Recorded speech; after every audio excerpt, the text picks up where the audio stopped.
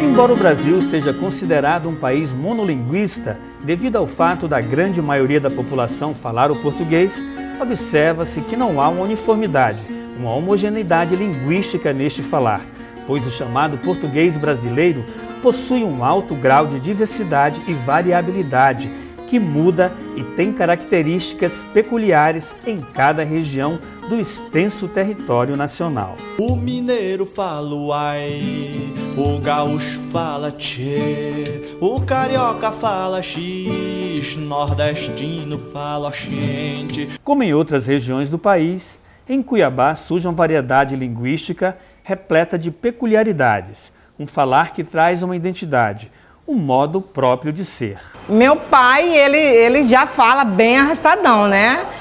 Mas por exemplo, hoje, peixe, né? Eu falo peixe, outro já fala peixe, né?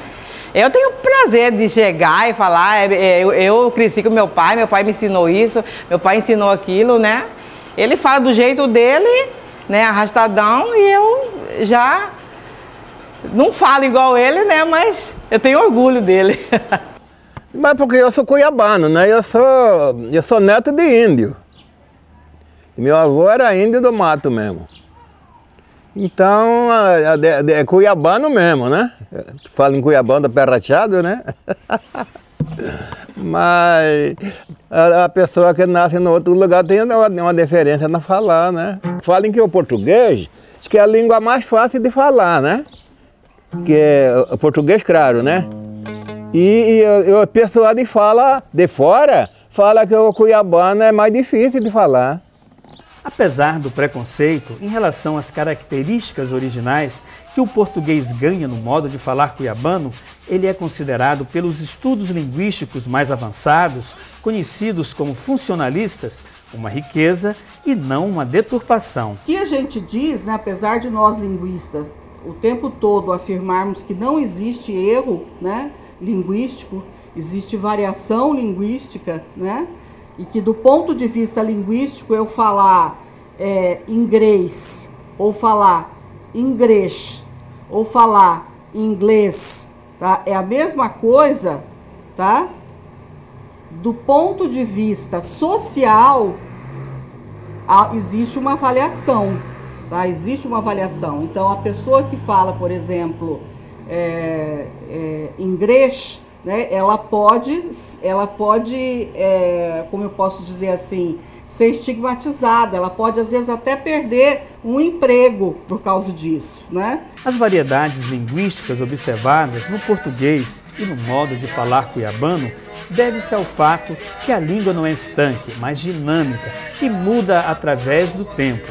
Então, se uma língua é várias línguas, né, essas variedades que a gente percebe, por exemplo, na língua portuguesa, né, são traços naturais da língua, né? Toda língua viva, ela varia e muda. Uma língua só para de variar e mudar se ela for uma língua morta. Por exemplo, quando a gente estuda o latim, né, que é uma língua que está lá só escrita, ele é invariável, porque ele não é falado, ele não vai mudar e nem variar, né?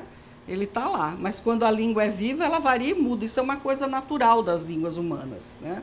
E não é errado. O que a gente costuma dizer é assim, mas traços dialetais, na verdade, eles podem emergir mesmo quando a gente vai usar o que a gente chama de norma culta, tá? Então, por exemplo, um cuiabano usando a norma culta, né? Ele pode aparecer esse traço do mas, né, que seria essa fricativa chiante que a gente diz, né?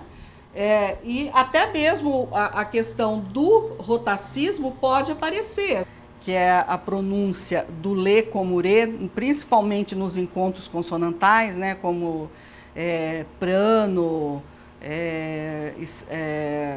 que mais que a gente pode dizer, inglês, né?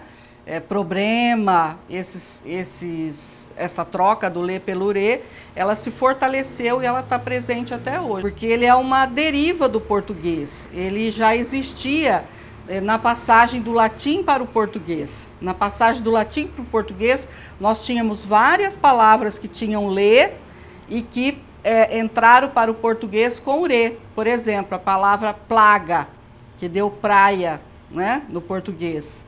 A palavra eclésia, que deu igreja no português. Desta forma, palavras podem ganhar um novo sentido, uma pronúncia diferente ou ser mais parecida com a forma que era falada originalmente em línguas como o latim, o galego, o grego ou o provençal, línguas que contribuíram para o surgimento da língua portuguesa.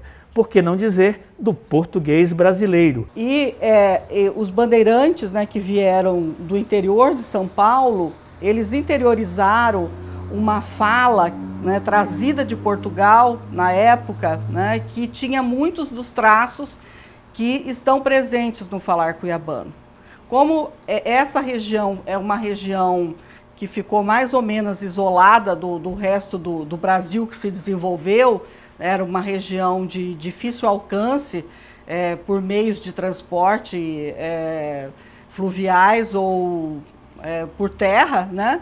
E também a comunicação era escassa, né? Ele conservou esses traços, né, desse português arcaico, né? Cuja variação linguística deu origem ao modo de falar cuiabano, um jeito bonito e especial, um traço marcante da cultura da região.